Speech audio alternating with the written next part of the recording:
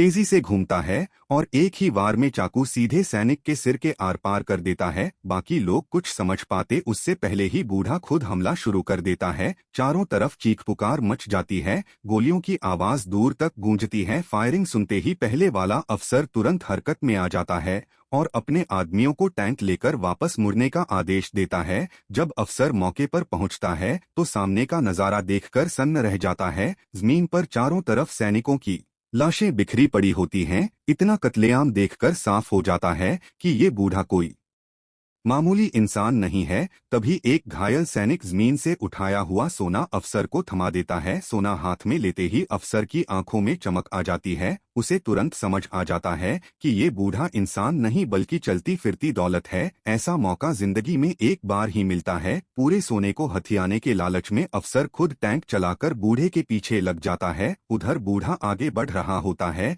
कि अचानक पीछे से टैंक की आवाज सुनाई देती है। खतरा भांपते ही वो तुरंत भागने लगता है। सैनिक मशीनगन तानकर उस पर ताबड़तोड़ गोलियां बरसाते हैं, लेकिन अजीब बात यह होती है कि एक भी गोली उसे नहीं लगती। अफसर दूरबीन से उसकी भागने की दिशा देखता है। वो जानता है कि बूढ़ा ज्यादा दूर नहीं है, पकड़ में आ सकता है, लेकिन फिर भी वो टैंक रोक देता है और वहीं खड़ा रहता है क्योंकि उसे पता होता है कि बूढ़ा अनजाने में बारूदी सुरंगों वाले इलाके में घुस चुका है। बूढ़ा बेखबर घोड़े की गर्दन थपथपाता हुआ आगे बढ़ता रहता है। तभी जोरदार धमाका होता है। आवाज सुनते ही अफसर के चेहरे पर एक खतरनाक मुस्कान फैल जाती है। वो अपने आदमियों के साथ आगे बढ़ता है। इधर बूढ़ा झटके से होश में आता है और समझ जाता है कि उसकी जान घोड़े ने बचाई है। चारों तरफ नजर डालता है तो देखता है कि जमीन में दबी हुई माइंस फैली हैं और हर तरफ सोना बिखरा पड़ा है। बूढ़ा जल्दी से झुककर सोना उठाने लगता है क्योंकि यही उसकी बची हुई जिंदगी की आखिरी उम्मीद है।